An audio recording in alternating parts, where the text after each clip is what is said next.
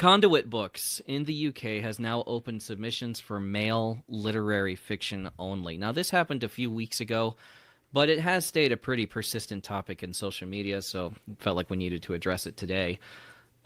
Jude Cook, a novelist, has opened a press for literary fiction by male authors in a space that's usually been dominated by female authors for the past 10, 20 years, something like that.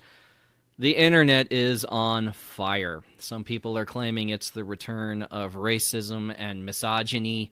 You know, say, oh, white men are so victimized and put down and everything. And then the other side is going with these hyperbolic claims that women have been destroying the industry for a decade.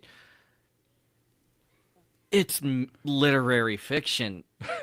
I'm sorry. Like, no one cares. But I understand the points people are making, and not everyone is wrong. They're not totally wrong on this subject.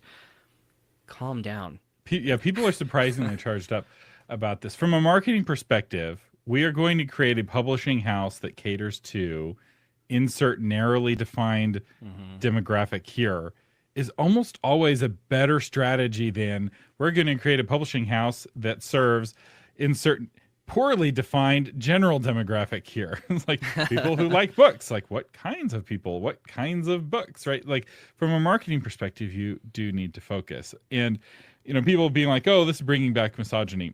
I find that hard to believe. When I first got started in this industry, I think my very first book on book proposals that I bought talked about how it was going to use female pronouns for editors because basically all editors were women. And this was a book from like the 2000s.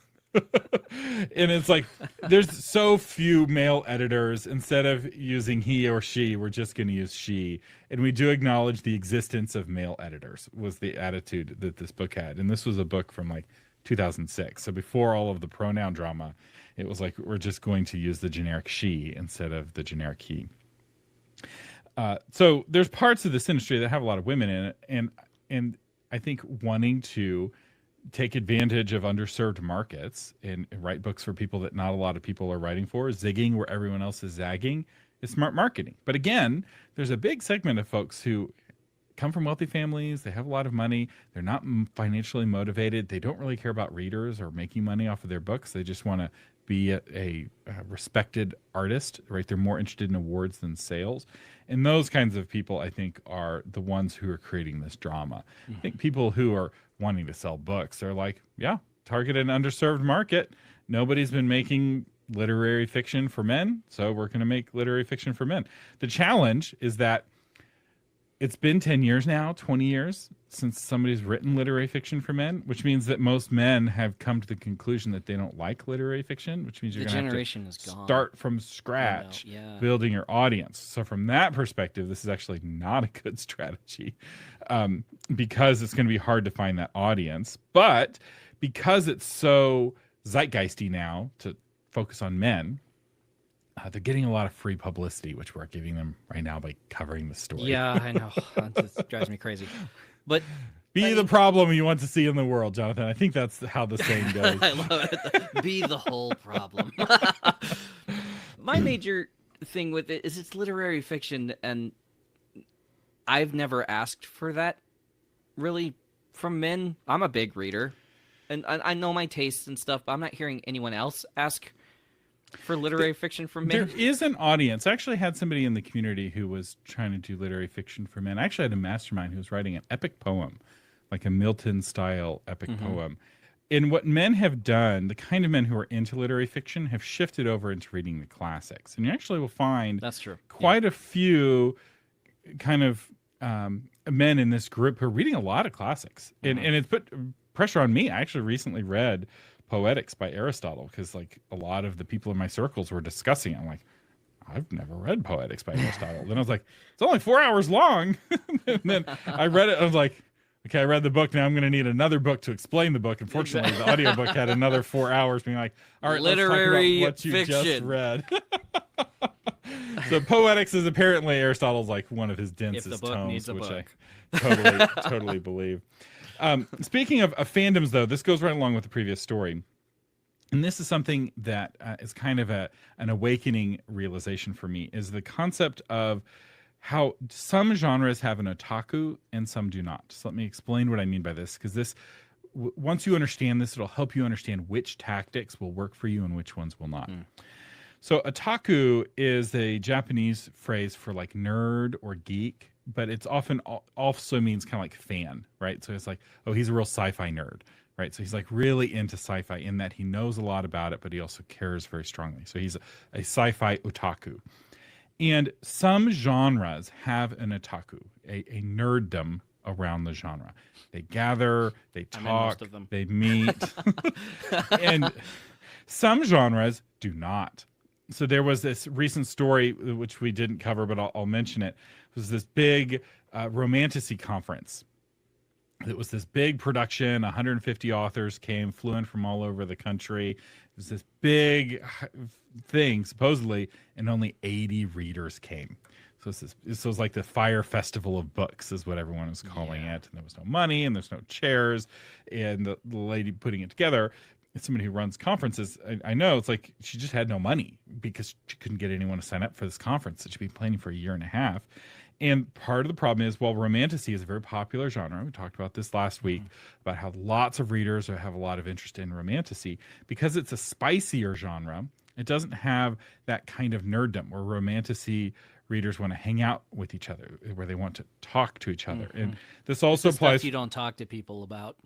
Yeah, so this affects tactics like conventions. Yeah. So compare this with, say, regular fantasy, which you think, oh, romantasy, it's like fantasy. Well, regular fantasy has an otaku, right? There are people who will very much argue about, Aiel battle tactics and what powers the Aes Sedai have, and whether or not an Aes Sedai could fight a wizard from Hogwarts, and whether Gandalf could take them all. And like they really care, and they really know, and they study this, and they model this.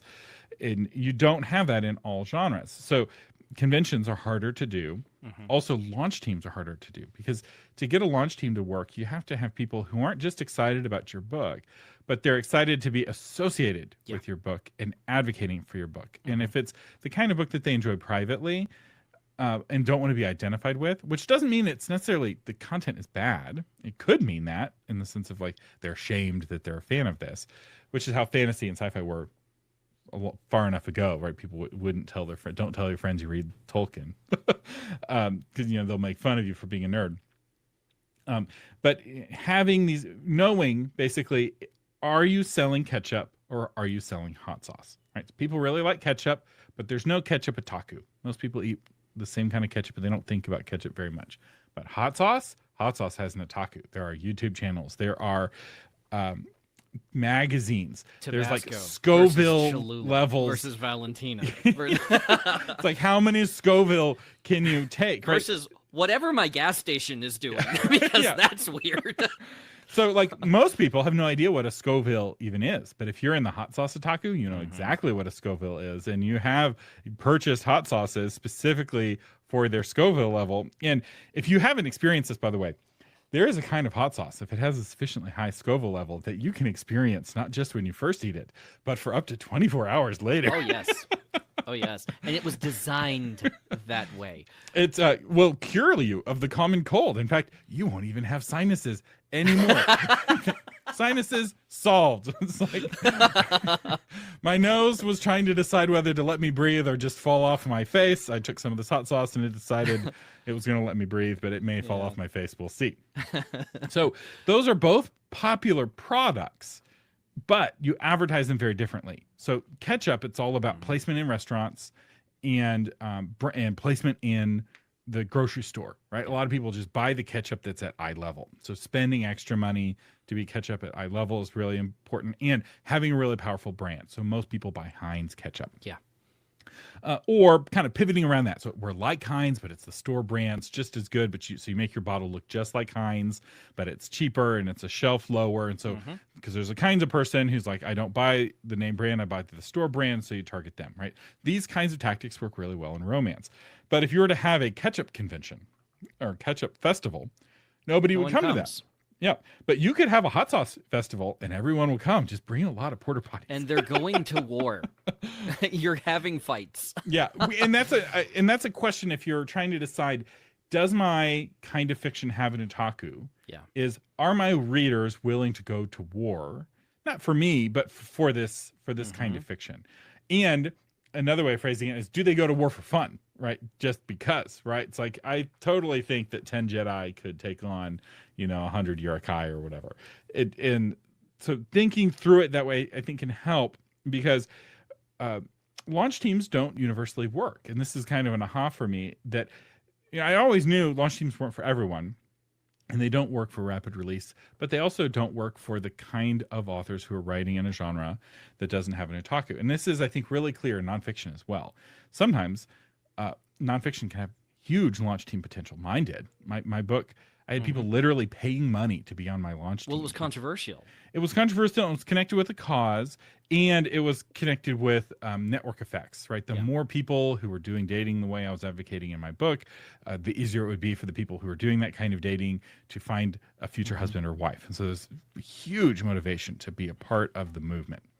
But other kinds of nonfiction people may be embarrassed by or have complicated views for. So I worked on the book Not Marked by Mary DeMuth. I helped her crowdfund this book. So it's a book about overcoming sexual abuse. This is before the Me Too movement. Nobody would publish her book. She's like, I know there's demand for this book. So we put it on Kickstarter. Got kicked off at Kickstarter because at the time Kickstarter didn't let self-help. She had a really tough time with rejection. But we finally put it on Indiegogo and started raising money for this book.